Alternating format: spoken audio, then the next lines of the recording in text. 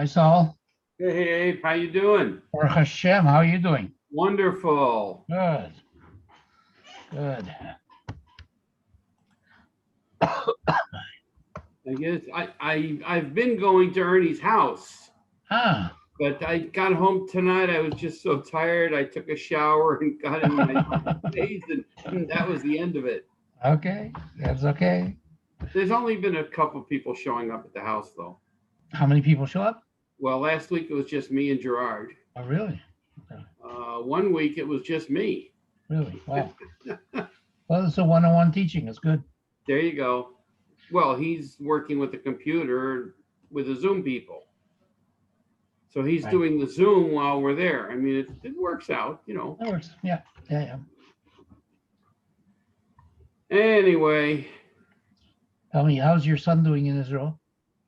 Is that right? he just got there. I mean, they had to rent a place because their place isn't ready.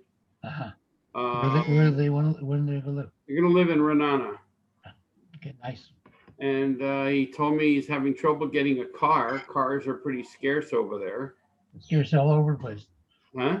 It's scarce all over the place. Yeah. And I hope everything works out. I mean, he's still working with Bank of America. He'll have to probably do some commuting periodically. I hope that if I mean, there could be a problem with the coronavirus if he's got to go back and forth and, you know, on short notice. Listen, God will look after him. It's his country. Oh, hi. So- Hi, how are you? So, How are you? Okay. Did your son go? Yeah, he left last Wednesday. With Mazel and Bracha. So he's been there a week already, a little over a week. Wonderful. A week. In Renana. Well, they're not there yet. They're in Jerusalem now with an apartment because their place isn't ready. Okay. Oh, that's wonderful. it'll work out. Yep. Okay. All Good right. to Right. see you. Did you tell Ernie? Hello, I didn't. Mario. Hello. Hi, Mario. How are you? Hi, how are you? All right. So, how are you? We're good. Well, I'm always good. Good. Sometimes you're just better. That's Yeah. right. Who told you? Somebody gave away my secret.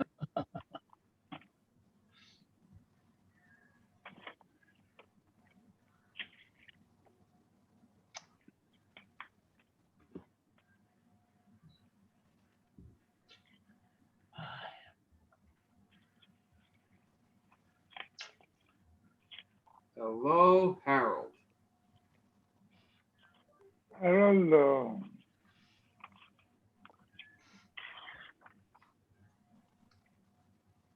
Got your Hawaiian shirt on, huh? You're muted.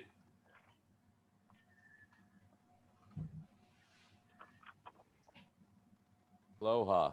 Oh, there you go. Aloha. Good evening, Chaim. I saw.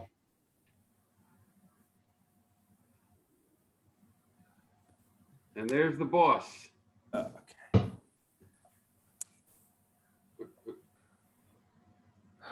Hello. Hello. Hi, Mario. Hi, Bernie. How are you? I'm glad you hear me this time. Yes. Yeah. You bought a good microphone. No, I had a good computer IT guy connected on the software. Hmm. Okay.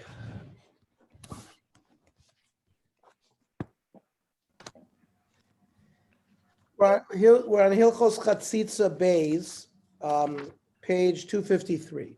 Right. In the previous year, we discussed basic principles of laws of Chazitza, which is a barrier between the body and the water of the mikveh. We discussed the applications pertaining to hair, face, eyes, teeth, and nose. This goes into more details concerning the laws of Chatzitzos, and including some of the laws of the mikveh itself. The Mishnah Mikvos discusses different types of substances likely to be trapped underneath one's fingernails and draws a distinction between different substances that might be found there. Elu chotzitzin ba'adam. The following are considered a chatzitza. Ubotzek shetochas hatzipoiren, dough that is stuck under fingernails, like a woman who is kneading dough and baking bread. They would have dough underneath the fingernail. That's a chatzitza. Elu shein chotzitzin tzoeh shetochas hatzipoiren. But for example, if there was a dung or excrement underneath the fingernail, that is not a chatzitza. And the Shulchan Aruch explains the details of this halacha and adds an additional distinction between the status of different parts of the area underneath the fingernail. Nevertheless, he notes that the common practice is to avoid the issue altogether and cut one's nails before immersing. So if you cut your nail, so there is no ability for any kind of substance to get underneath the nail, then you're not going to have the issue at all. So the minhag has arisen to make sure that the women cut their nails before going to the mikveh, even though technically not every material that gathers underneath the nail would be considered a chatzitza. So says the Shulchan Aruch in Your Dea Kuf Tzamet Ches, so shetachas hatziporin, dung that's underneath the fingernail, shaloi keneged abosar. So if it's not opposite the flesh, chotzitz. Keneged abosar, if it's opposite the flesh, ein a chotzitz.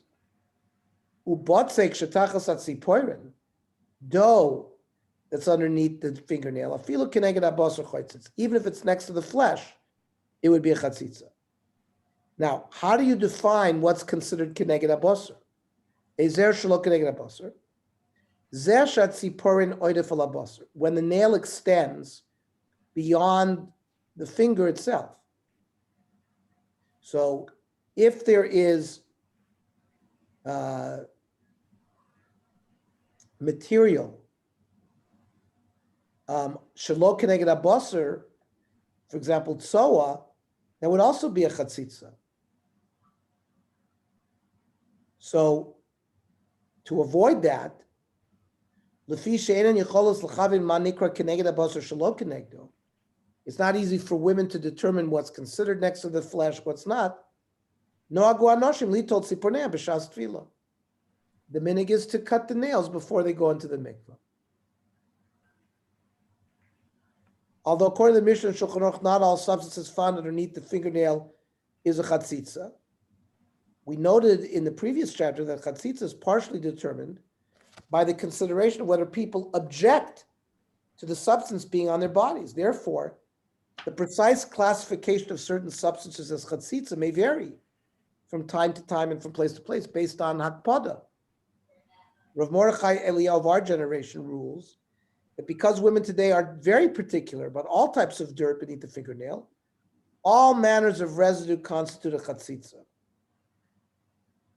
And the Ashkenazim are generally stringent anyways in case of uncut nails without any dirt to require an additional immersion if possible. So according to all the deos, it's going to be important to cut the nails. The Darchei Tahara Kayom Makpidos Noshim Bein Bebotzek Bein Belichluch. Women today are makpid whether it's dough or whether it's dirt. Bein Keneged Abosar Bein Ma'alav, whether it's immediately next to the flesh or beyond it, underneath the nail. In any case, she would have to, if she immersed and hadn't done that, she'd have to go back and immerse herself again, and even recite another bracha. Now, with respect to the nail itself, although the practice is to cut it, a clean nail does not constitute a chatzitza, strictly speaking.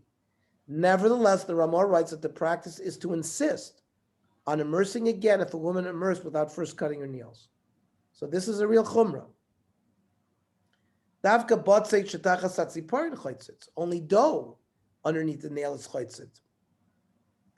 Hatziporin atzmayin chotzitz. The nail, if you had a clean nail, that's not a chatzitza. And even if the nail was long and you're going to cut it, and it's growing and it's significantly beyond the tissue of the finger, that's what the Shulchan Aruch says. Says the Ramah Miu, it's fine and dandy if you have a long nail that's clean, but if you have dung or dirt or dough at the time of the tefillah, because it's the minig to cut your nails, even if one nail remains on her hand, she went to the mikveh, she needs to be going to the mikveh again. Now, the Achronim debate the extent to which we must insist on the Ramah's stringency. If a woman has already returned home and has had relations with her husband, must she cut her nails and repeat her tefillah?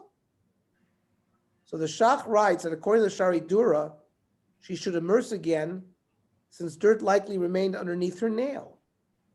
But he cites the Maram Milublin, who is lenient if she already slept with her husband, since it's only a stringency. The Shach concludes, though, by citing and accepting the opinion of the Raivan, who holds that the uncut nail itself constitutes a chatzitza, in which case one must immerse again, even if she discovers that her nails were uncut only on the next day.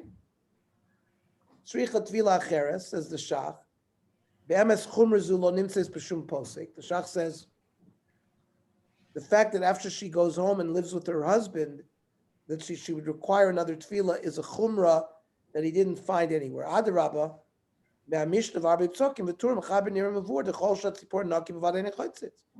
he says from the Mishnah and the Gemara and the Tur and the Mechaber, a clean nail is not a chatzitza.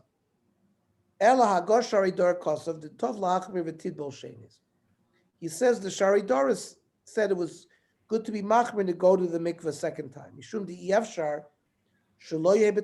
Because there was probably dirt there. That's why the Ramah wrote in general to be machmir, to require a second immersion if she hadn't cut her nails. Because of Marami Lublin b'tshuva siman ayin aleph, the kivin she'ein ze midina ela mechumra. It's not mikra adin; it's only a chumra nira lo. Shlochmir like shenimtza sheshachat tzipor echad yad achar tefillah. The chumra was only if she forgot she had one nail not cut right after the mikveh, koidim shalon bala, before she slept with her husband. Avalim lo matza kiyim ad lamochar. But let's say she had slept with her husband, and she found that extra nail long that hadn't been cut the next day. The Maram Milublin said, "Ein roy lahachmir." You don't have to be machmir shlotzi lazal b'yilasa. Otherwise, there would be like lashon hara on the fact that she was intimate with her husband at that stage. Even if she didn't have relations, hadavar machur, it's ugly that she would have to go back the next day to the mikveh. I mean,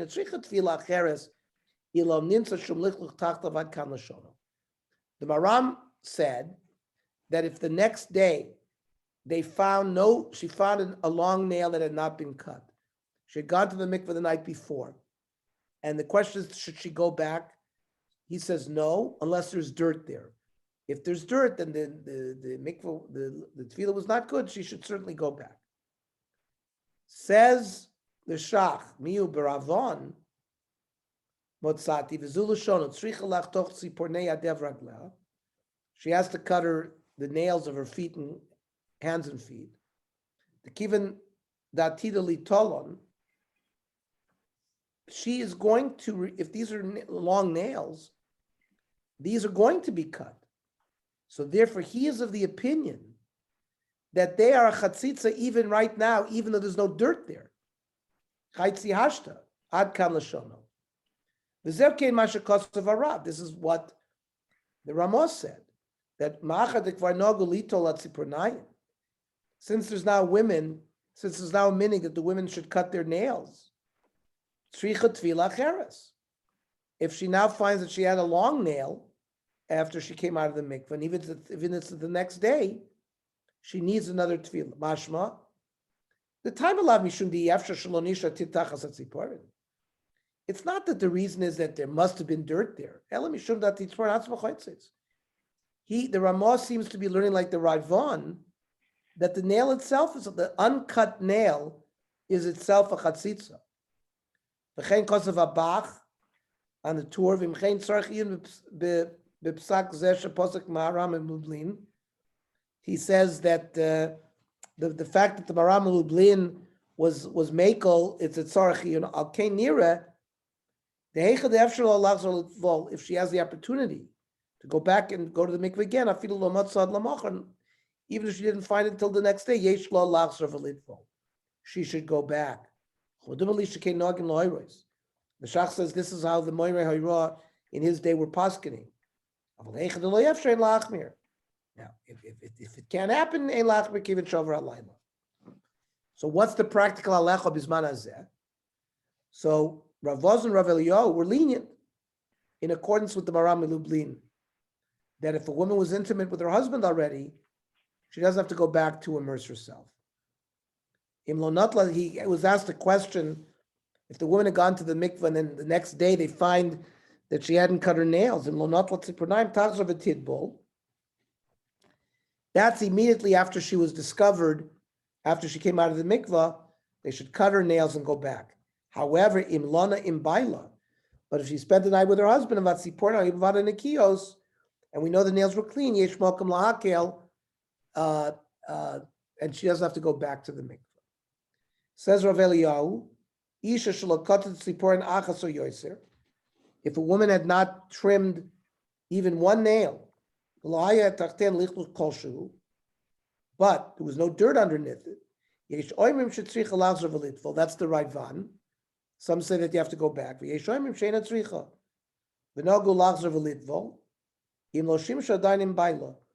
net regular minig is that she should go back to the mikveh if she hasn't slept with her husband. If she slept with her husband, then there's a leniency that she doesn't have to go back. A very interesting discussion. Rav Ovadia Yosef was more lenient, who followed the Shulchan Aruch, as he always does, ruling that if a woman immersed without cutting all of her nails, b'di'eved, she's not required to immerse again, even if she didn't sleep with her husband.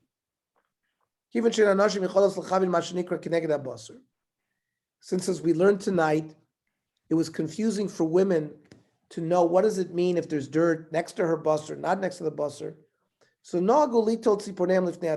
minig is to cut their fingernails before the mikveh. Rav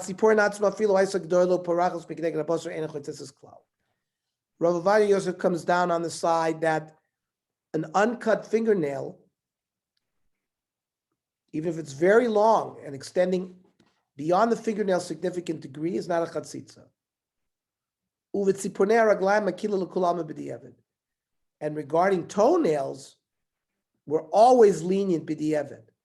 If she already went to the mikvah and we find that it was long, we don't send her back. The Pischei Tshuva writes that concerning toenails, one can be lenient since most women are not particular about the appearance of toenails. Now, they must have not met American women who wear open-toe sandals because the Pischei Tshuva was writing almost in the mid-1800s. So I'm sure people didn't wear open-toe shoes then. So perhaps at that time, of course, they were not particular about their toenails. Today it might be different. And therefore, there's more of a reason to cut the toenails. Because if a woman would be makpid, if the toenails are long, that would be a chatzitza that you'd have to cut off before. So that it could be that the din has changed. But let's read the Pischei Tshuva. Re'isi b'ksiv ve'arav agadol Moreno Rav Daniel Zatzal. Shadaitu lahakel b'tzimon hareglaim. He was lenient with toenails. That if she came back from the mikvah and we had found that she had toenails that hadn't been cut, we don't send her back. Even if we don't know for sure they were clean.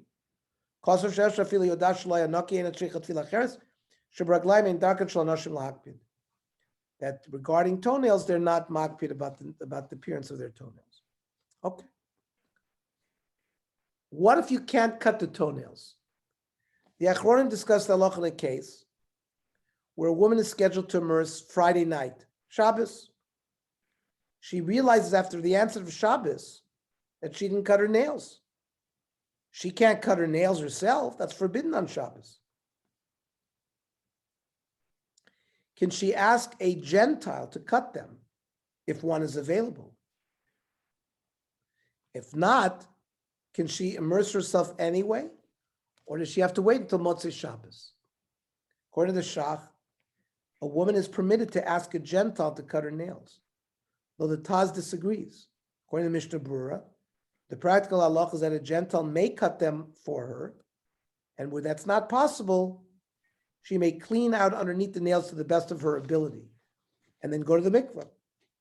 Says the Mishnah Berurah, Isha sheshach alitol at Sipronai me'erev Shabbos, v'ira tfilosa b'leil Shabbos.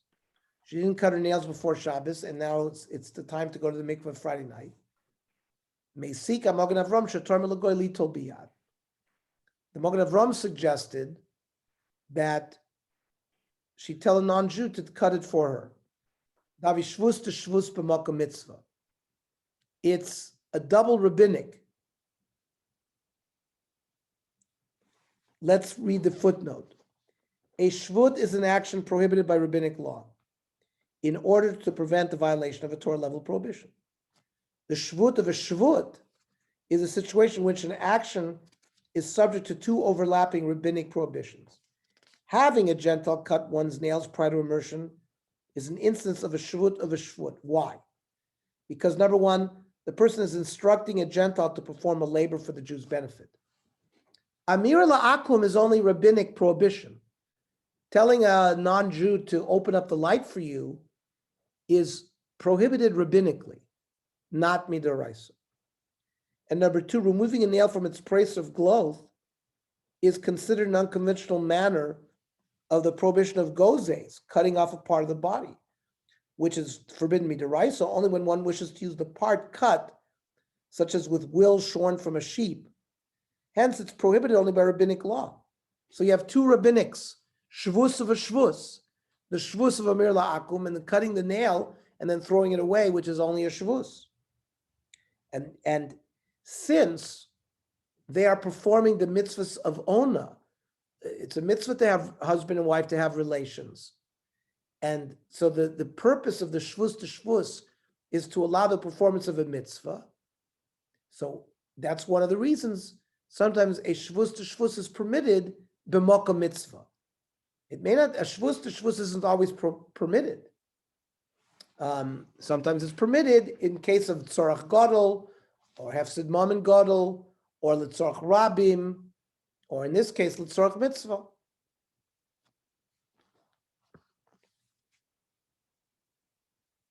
V'im yefshar biyad, mutra al yado afilu b'kli.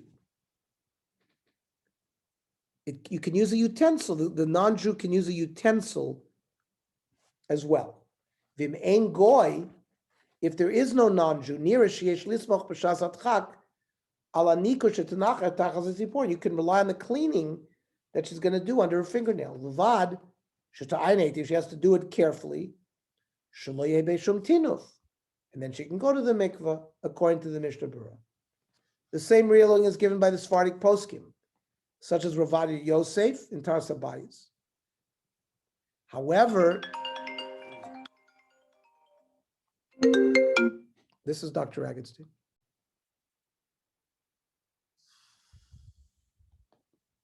Says the Shevet HaLevi that she should delay her tefillah until Motzei Shabbos. Shabbos v'yontivim lo katzat tziburnami bod yom roi lachmir shelo litvol. He says he should be machmir elatiktzol sayedei goy. That means she should get it cut by a goy. V'hayom she'ein beinenu goyim. Rav Wosner lived in Bnei Brak. There weren't a lot of non-Jews there. So titchel Motzei Shabbos. She has no. He did not rely on the Mishnah Berurah to clean it properly. He says if there's a real tzorech, you should ask a chacham. Maybe the chacham even should check the nails to make sure they're clean. If it's porn, check neged abosar, makilim below Shabbos. The nail that is overhanging the tissue, the finger, it's far away from the flesh, so we can be makel if she cleans properly there. Rav Hershel Schachter rules the same way. If the woman comes to the mikvah on Shabbos without having cut her nails, a non-Jewish woman should be asked to cut her nails. If that option is not available, she must wait to go to the mikvah until Motzei Shabbos. It's pretty clear, Rav Schachter is pretty machmir there. In the case of a woman preparing to immerse on Chol HaMoed of Pesach or Sukkot, both the Shulchan Aruch and Ramah hold that a woman may cut her nails herself, even if one normally prohibits cutting one's nails on Chol HaMoed, which is the opinion of the Ramah. But l'tzorach mitzvah, she could do it. The Shulchan Aruch says, "Mutar litzot tzipernayim bein diyad bein deregel." You can cut your fingernails or your toenails, afilu b'misparayim, on Chol HaMoed. Hagav yesh machmirim voice. The Ramah says some are prohibited. We don't cut our nails on Chol HaMoed even with a knife or scissors. He says, though, if you have to go to the mikveh Chol HaMoed, they can be cut, like they are normally done on a weekday when it's not Yontif, when it's not Chol HaMoed. So that's an important halacha. Nail polish. We will now discuss the issue a bit more detailed. The halachic status of nail polish as a chatzitza is complicated and potentially problematic. The work Mara Cohen explains that ideally one must remove the nail polish before immersion, but if she did not, there's 3 distinct categories of cases. Lecha sha'ala tzipernayim, nail polish that's on the nail. Yesh la'asira kodem hatfila. You have to remove it. Let's say she went to the mikveh with the nail polish on, and then we find out that she had nail polish. If she went to the mikveh and they find that there was still nail polish, she has to ask a chacham, and he's going to go through the scenarios. Yeshna kama mikrim. If the nail has a very thick coat of color, we could say that this was done for beauty. The cholana also in a chotzitz. Something that was done for beauty is not a chatzitza, and therefore you could paskin that it's permitted. It just have to go back to the mikveh. If the polish is peeling, that it doesn't look nice, and she would normally remove it, then it would be problematic. You'd have to take it off and send her back to the mikveh.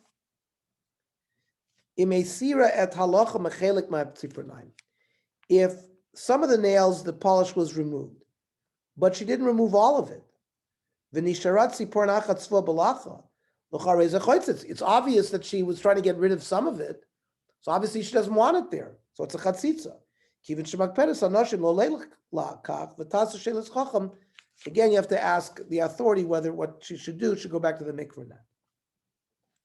Some women insist that they will not remove their nail polish or even cut their nails for the purpose of immersion in the mikveh. Is there any basis for being lenient?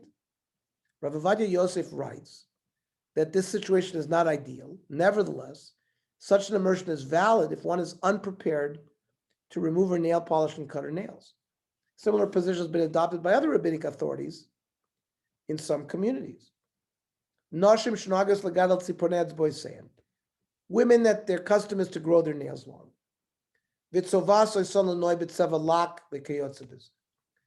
And they paint their nails with lacquer. They're not agreeing to cut their nails. We tolerate it. We let them go to the mikveh with their nails. Like we learned tonight, If they're clean underneath, the nail itself is not a chatzitza. We should try to educate them after the tefillah that in the future they should do it. The standard custom is to cut your nails before going to the mikveh. Okay. What about you have a woman has a wound on her body or bandages? The broad category of chatzitzos includes even products of one's own body, since they have separated from the body. Accordingly, hard, dried blood, a scab that sits atop a wound, is considered a chatzitza. Therefore, a woman's preparation for immersion includes wetting any scabs until they soften, because a liquid is not a chatzitza.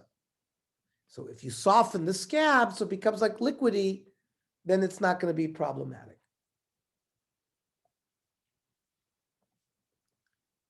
Now, a bandage is also chatzitza, and the Shulchan Aruch mentions all of these. Dam yavesh she'al gabi hamak. You have dried blood on a wound. Choitzitz. V'rir shebetoicha eina choitzitz. If there's pus, the pus is liquidy. That's not a chatzitza. Yotza harir mitocha. If the pus came out, kol tol shloch shiyamim lachu. Pus is liquidy for 3 days, and it's not choitzitz. But the pus can harden too. Lacher mikan yavishu becomes dry, and then that would be a chatzitza. Lefichach isha bailas chitatim. If she has scabs, she has to tzricha lochov b'mayim. She has to soak in water. Ad sheisrachach, they have to become soft, and then it's not a chatzitza anymore. What if there's a retia, a bandage? Shalamaka choitzetzet. So that, of course, is a chatzitza. The Darchei Tahar gives us some more guidelines. Lechatchila tzricha yisha lechotz v'ladakos is called p'ser l'rachon kol efshar. One has to wash all of her wounds. Achen tzricha b'shal kach ligrom latzmat tzargnav, not to cause her pain. Ulam b'mikram sheyifor to l'kamin kachoitzetzim, except in cases which are real chatzitzas that she has to clean. Even if she has pain, those items are going to have to be removed. She can't clean them. She shouldn't push off the tefillah because of that. She should try to soften them as much as she can. And the achar kach titbol, then go to the mikveh. If she didn't clean them at all prior to going to the mikveh, she has to go back. If she already went home to her husband, then as we learned earlier on tonight, we don't have to send her back. There are 3 locations in a wound. There could be blood there, mugla, pus, or glad. Glad is scab tissue. So or the wound that is not lifted higher than the skin level. There's no chatzitza.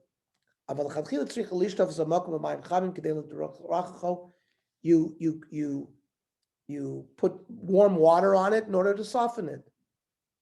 And ala petza, that's not, betocha petza is sort of on the skin, level of the skin, not higher.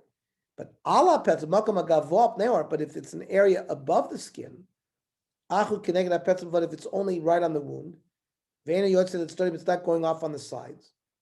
In b'makom ze yesh dam yavish, if there's dried blood, choitzitz, and therefore she'd have to get rid of it or soften it. Dam lach, if it's moist blood, eina chotzitz vafal pichein tov l'shotfo, you should wash it. Yesh b'makom ze gladom mugli yiveshim, if there's scab or pus dry, choitzitzim, and therefore dvar me'ela misyavshi b'derech klal achar shlosh yom, these things dry up after 3 days. Lachen b'mikra kazet tinakem v'terachim b'mayim chamim. She should clean it and soak it in warm water. Then she can go to the mikveh because they become liquid. If she has scabs on her body or her head, or she has chicken pox, Tichvoch Rosha, she should sort of shampoo her head, and wash in hot water, until they become softened and clean. What if it's out? What if it's like on the sides of the wound? There's blood, dam, mugla, glad, pus, or scab. There's around the wound. There's certainly a chatzitza. V'davka kishenis rakim b'basar. That's if they're sticking to the skin. Aval mugla udam shenemas, but pus or blood that is soaked in water and dissolves in water, einam chaytzim. Val pichen chatzila tzrich l'shafim. You should try to wash these off. K'dei shloya aliyah b'shas tefillah. Shouldn't be on her during the mikveh. L'chadchila yesh lorid malasrita kol dam yavesh. Any dry blood on top of a scratch should be removed. And just by soaking it in warm water, that's enough. And then she goes to the mikveh. What about bandages? Casts. Ideally, all bandage casts should be removed. However, this is impossible. There may be some ways for the water to come in contact with the skin. You should remove the bandage. If you can't, let's say you're in a loose cast and you're allowed to get it wet, and the water can go underneath the openings of the cast to touch the skin. So yesh lanichza makam chavush b'mei mikvah zman muat lefnei tefillah. She can sort of soak the bandaged limb into the mikvah before she gets into the mikvah, so that the water goes everywhere where the bandage is. You have to ask a chacham. If you have a cast, if it's a removable cast, you should do so.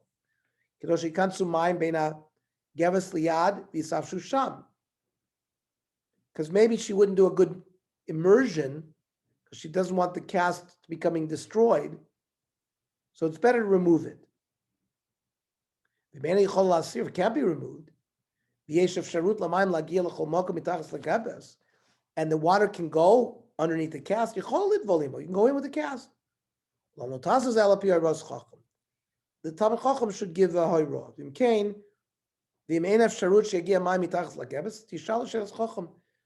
If the water can't, it also has to, you have to ask a question.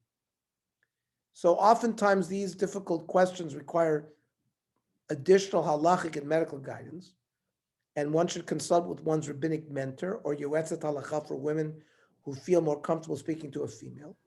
You can also contact Machon Pua, which offers guidance and counseling for a wide variety of halachic fields regarding fertility medicine. My understanding is Rabbi Seligman, the new rabbi of Young Israel of Hancock Park, is one of those experts who works for Machon Pua. So he will be in Los Angeles soon. I think he's starting this week. So he may be a resource, one of these resources for more complicated shilas. How about stitches? So, there's chromic sutures dissolve. Right. Versus, like a nylon or staples that are removed. So I would say nylon and staples are certainly a chatzitza because they are destined to be removed. In fact, we're makpid to remove them. So I would think from the analysis we've done so far, those would have to be removed. Regarding a dissolvable suture, that it could be that once it's dissolved, there's no shaila. And these sutures are not removed, so they become part of the body. So, a chromic suture that's again one of these questions we'd have to ask to an expert regarding that. But I would say a nylon suture, which is the surgeon wants you to come in after 5 days to remove it, or a staple, that's definitely a chatzitza. It meets all the guidelines of a chatzitza. Your makpid, they're destined to be removed, and therefore you'd have to remove those.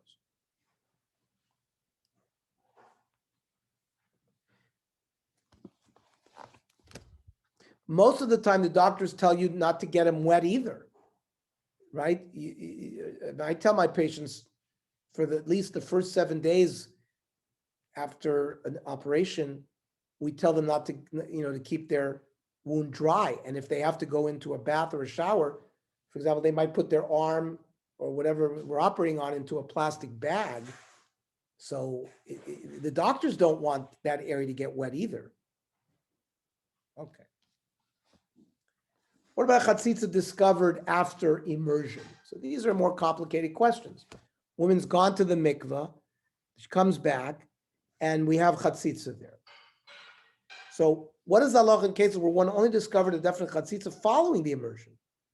The Gemara Nida and later poskim discuss a case in which a woman discovers a Chazitza after she has finished her immersion and must determine if it was present beforehand. Amar Rava.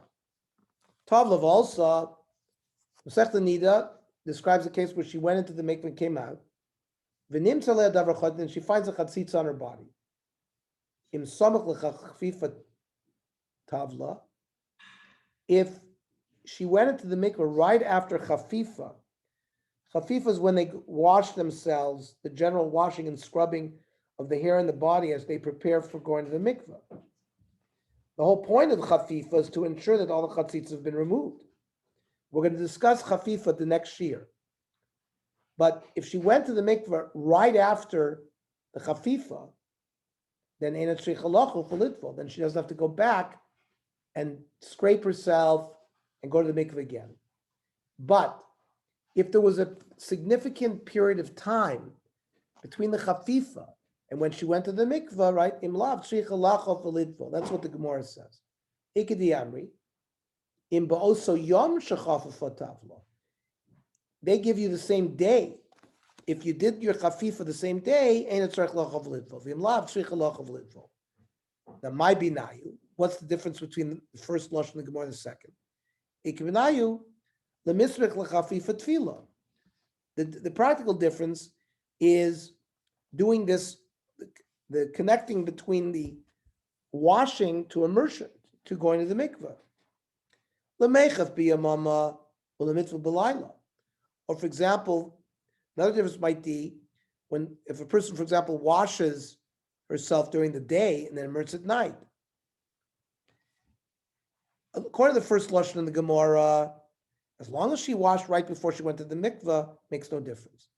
But in the second version, she's got to be in the same sort of time frame, because it said in ba'oso yom.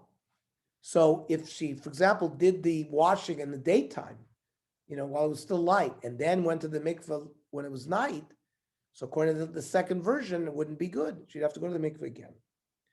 According to the first version, Rava's statement, a woman who finds a chatzitza following tefillah must wash and immerse again in any case where the chafif and tefillah were not done in close proximity. According to the second version, she need not immerse again if the chafif and tefillah took place during the same ona, or day-night time period. Thus, if both the chafif and tefillah occurs at night, she doesn't have to immerse again. But if the chafifa was performed during the day, even right before nightfall, and the tefillah was at night, she would need to immerse again based on this Gemara. We shouldn't disagree as to which of the two versions the halacha follows. The Shulchan Aruch rules in accordance with the second version, which is the approach of the Rashba, that one must immerse again if a chatzitza is later found when the chafifa took place in the daytime and the tefillah was at night. However, the chafifa and tefillah both occurred at night, she doesn't have to immerse again. Now, the Shulchan Aruch cites a different interpretation of the Rambam, not different than the Rashba, according to which the entire discussion of the Gemara refers to whether she must perform the chafif again. However, according to the Rambam, all opinions of the Gemara agree that she must immerse again anytime she finds a chatzitza on her body following tefillah, even if the chafif and tefillah performed at night in close proximity. It seems that the Rambam understood that although the Gemara refers to the tefillah as well, the chidush of the halacha focuses on the chafif alone, and the tefillah must be done again in both cases. That's the way the Rambam learns. And the Shulchan Aruch is going to echo these opinions of the Rishonim. Chafafa v'ayna v'tovla. She washed and checked herself and went to the mikveh. So l'chora, she probably didn't have a chatzitza at that time. Uvayasa nimsa aleh davar chotzitz. But she comes out of the mikveh and there's something on her body that is chotzitz. Maybe she picked it up in the mikveh. If she went and washed herself in the same day-night time period as when she went to the mikveh, that is, she did the chafif at night, she went to the mikveh at night. And she doesn't have to go to the mikveh again. However, imlav tzricha tefillah cheres, which is the opinion of the Rashba. Says the Ramah Aval Pishaisa Chafifa Samach L'Tvila. Even if the Chafifa was right preceding the Tvila, Gon Shechafa Biyom Samach Le'erev V'Tavla B'Tchilas Alayla, Hoel Vay B'Shtei Oinais, it's not good. However, La Rambam, Ben Kach u'Ben Kach Tzricha Tefila Cheres Ela Shezu Ein Tzricha L'Alzer V'Lochov Zu Tzricha. She needs to go to the mikveh either way. The difference is whether she needs another chafifa or not. According to Darchei Tara, the halacha follows the Rambam that you got to immerse again if you find a chatzitza after the mikveh. He notes that if she had used the substance of the chatzitza following the immersion, she need not immerse again if she's sure it was not present beforehand. Let's say she used some soap in the mikveh, whatever. She used some item that was the dover chotzitz on her. So that was clearly not on her when she went to the mikveh. Isha shechavas kol sarisef, a woman shampooed her hair. Ubarkas kol checked her body. Umiyad achar kach bosa onato, and in the same time frame, she went to the mikveh. Then she found something on her body like devek, glue, or boats, or mud. V'hilo is aska ba'osa davar chotzitz bein atfila mitziyoso. She didn't occupy herself with these items between the mikveh and when she found it. So yeshomim shetzricha lachzor v'litvo. So some say she'd have to go to the mikveh. Yeshomim she'en etzricha. V'kulam ein etzricha lachzor. According to everybody, she doesn't have to wash herself again. However, noagim lachmer v'litvo shenis. The minig is to go to the mikveh again. Ella imken kvar shim shavayishem baila. Like we learned tonight, another example where she already went home and had relations with her husband, we would not require to go to the mikveh again. Let's say she walked by an area that was a little muddy before she went into the mikveh. And when she got out of the mikveh, she found that muddy thing. And she had checked herself before she went to the mikveh. If she knew for sure that before she went to the mikveh, there's no chatzitza there. And achrat tefillah perusho, what does that mean? La'achar meshach zman. There's a period of time that went by after tefillah. If right away, when she came out of the mikveh, matzah le'ad davar chaytzitz, then for sure la'asal tefillah b'shum mikra. Then we have to assume that the chatzitza was on her body when she went into the mikveh. It means if there's a period of time after the mikveh where we can be toilet, whatever is on her body to some interaction that she had with something, so there's a reason to be makel. But if we find the chatzitza immediately when she gets out of the mikveh, so then we would make her go to the mikveh again because we assume it was there when she went into the mikveh.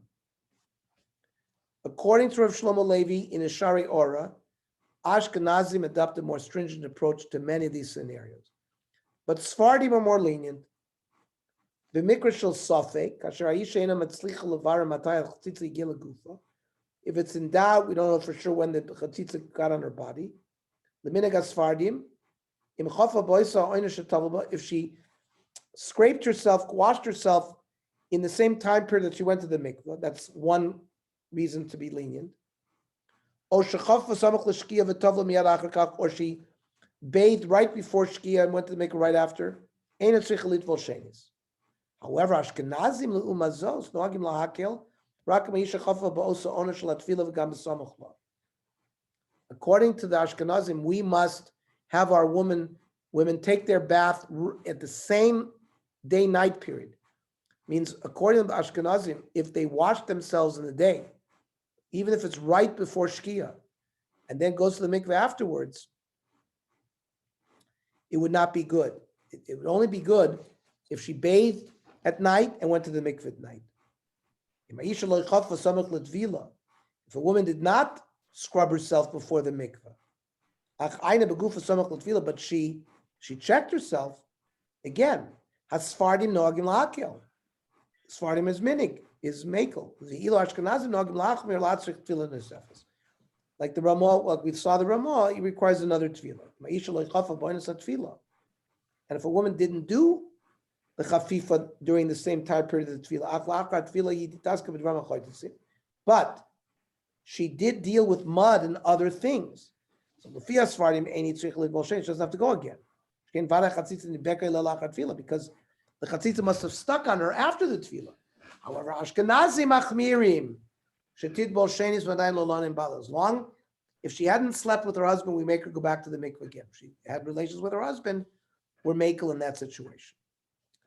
The Gemara need also discusses the reverse case, where a woman did not examine herself properly before the tefillah, after coming in contact with substances that could create a chatzitza. According to the Gemara, the tefillah is invalid in this case, even if she did not find any interposition on her body following the tefillah.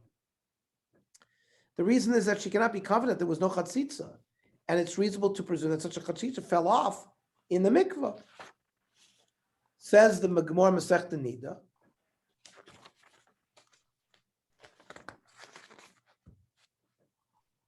Amrav Gidol Amarav, Nit Netavshil Livnov, she was giving a piece of food to her child, and then Tovlov also, and then she went to the mikveh. Also lo tefillah, avagav da'ashta leka, even though there's nothing there. Emed berduni nafal. Maybe the food got stuck to her and it fell off. Shulchan Aruch records this ruling as the halacha. But the Ramah adds that if she inspected herself carefully immediately prior to the tefillah, she doesn't have to do it again. Chafafa kodem tefillah, if she bathed before the tefillah, uvein chafifa l'tefillah nisaska b'dvar machoytzitzin, between when she washed and when she went to the mikveh, she dealt with food or other things that could go on her body. She gave her child some food. Tefillah is not good. Even if she comes out of the mikveh and she doesn't see any chatzitza, because it may have washed off in the mikveh. Or when she got out of the mikveh, it fell off. Says the Ramah, if she checked herself before the mikveh and saw that nothing was stuck to her, she's allowed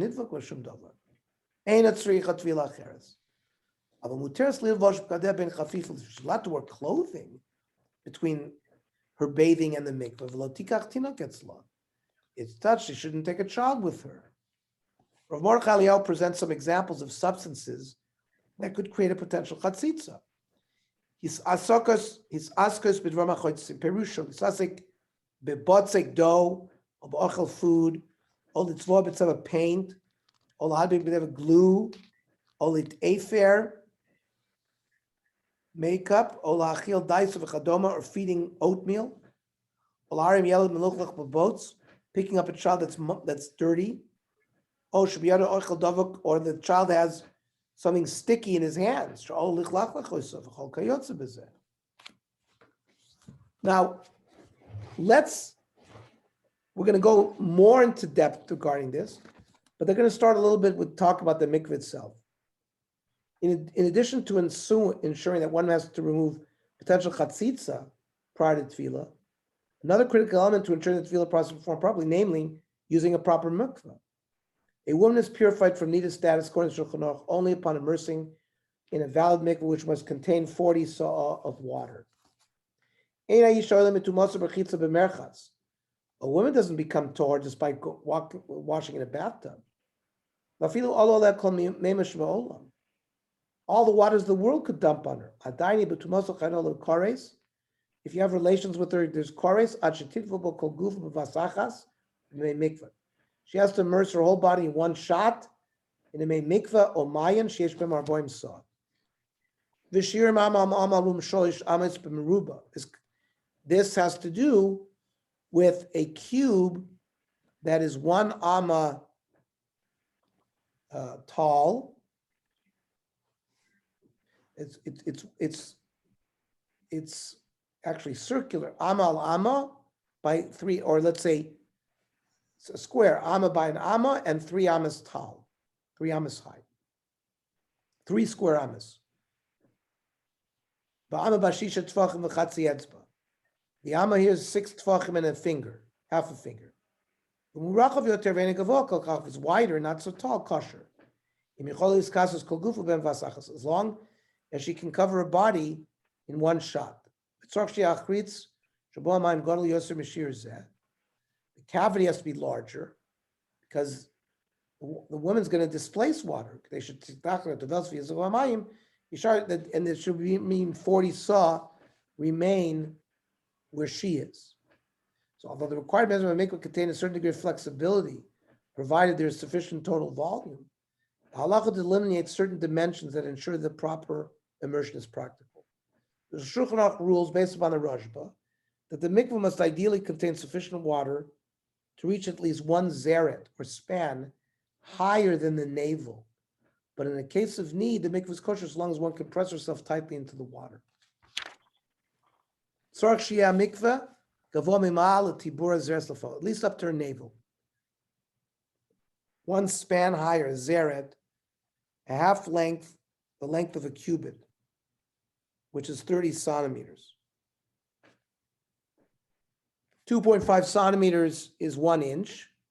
So you're talking about, 12 inches, a foot above the navel. Even if the mikveh is not sufficient for entire body, unless her face and body are pressed on the floor, that's acceptable. The Ramah repeats that. The water has to be deep up into her navel with a zeres above it.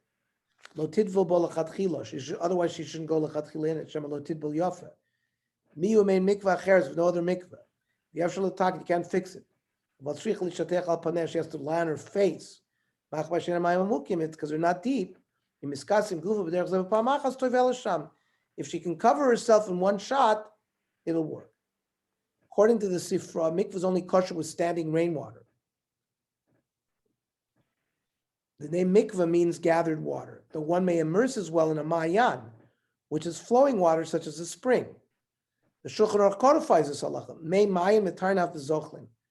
A spring can purify even with flowing water. Make shamim metarnaf el bashburin. Rainwater have to be still. They have to be gathered in one place. Rav Leo notes that because of this halacha, one should check to ensure that there is no leakage of water from the mikveh, since that may render it a flowing water, which would invalidate the mikveh. It has to be stable, static water. If there's a crack and there's flow, isha should develop the mikveh. Women going to the mikveh. And they're worried that there's flow. She has to alert whoever is helping there in the mikveh. What about the ocean? An ocean is considered halachically kosher mikveh because it has more than 40 saw of rainwater. The Mishnah Mikvah says it clear. Kol hayamim kemikvah. All oceans are like a mikveh. Shenemar ula mikveh amayim kara yamim div Rab Meir. However, immersing in an ocean, obviously there's practical problems. A woman should not immerse herself in a port. Now the Rishonim debate the reason. According to Rashi, Chazal were concerned that mud may dirty your feet, causing a chatzitza between them and the water. Bin Amal, says Rashi, port. Welcome Shatzfinos Nikbos, where the ships are stationed. Shemalois titz v'chotz, Rashi says it's because of dirt. Toisus, on the other hand, explains the concern that she will not be able to immerse properly due to her fear that others may see her. Isha lo tidbo ben amal, or Rabbeinu Tamnir compared to Rabbeinu Chanan, lo tidbo ben amal, ki bnei adam etzuyin sham, people are there. She's afraid of people looking. She's going to do it very quickly because she's embarrassed. She's not going to do an adequate tefillah. The Shulchan Aruch accepts both Rashi and Tosfos. The Shulchan Aruch Yordei Kuf Tzadik Ches says, "Lo titvo b'makom sheyesh b'karkios u'tit b'shum chatzitza." First of all, don't go in a mikveh where there's mud on the bottom. Elam ken titin alav zmoyers v'chayotze behem. You should put branches on the floor anywhere to get rid of the mud. Dover sheinu makabel shum tum, as long as it's not a makabel tum. V'im tavla, yishayim shlo asal tefillah. Some say the Torah, the Ravid, Rashi, that it's not a good tefillah, but Rova Poskim Matirin says a Shulchan Aruch. Lo titbol b'makom sheyesh kshash yiru b'nei adam. She should not go to the mikveh in a place where she's afraid people will see her. She's going to do it too quickly. She's not careful. B'diavad also lo tefillah. B'diavad it would work. Both of the concerns of the Gemara Shulchan Aruch are relevant to immersing in any ocean or a similar body of water. Contemporary poskim generally recommend not immersing in the ocean. Nevertheless, in pressing circumstances, such as where there is no mikveh, it's halachically permitted to immerse in a spring or at sea, subject to a number of conditions. Efshar litval b'mayan, you can go to a spring, or b'yam b'shat tzarach, or in an ocean. You should get advice from the Rav. You should be makpid about the following. You shouldn't have any mud on her feet. Number 2, you can't wear a bathing suit. So it's very tight, and it will be a chatzitza. She has to wear like a wide clothing, loosely fitting. People shouldn't be around. Otherwise, she might not do the tefillah properly. Another woman should stand near her to make sure that her hair gets in there fully. Like what happens at the mikveh. 30 centimeters. The depth of the ocean should be 30 centimeters above her navel. Or she should lie down. The law not a lot of bending. Bernie, how does that work practically? If you're in an ocean and there's waves coming back and forth, I mean, you'd have to go to an area, where before there's waves. Before there's waves, the water settles. You have to measure. That's got to be 30 centimeters above her navel. That's pretty deep. 30 centimeters is like a foot above her navel. Maybe it's not that deep. very dangerous too. No, so I'm saying, Chaim, once she's at that level, so then she can go, then she drops. I mean, the wave comes, she's got to be in an area not where the ocean is like drawing out, where it's not deep enough. So she's got to go to an area of the ocean where it's deep. Any other questions, comments, ROs? Okay, very good. So next week, same time, same station. Tomorrow night for the Daf Yomi people will be 8:30.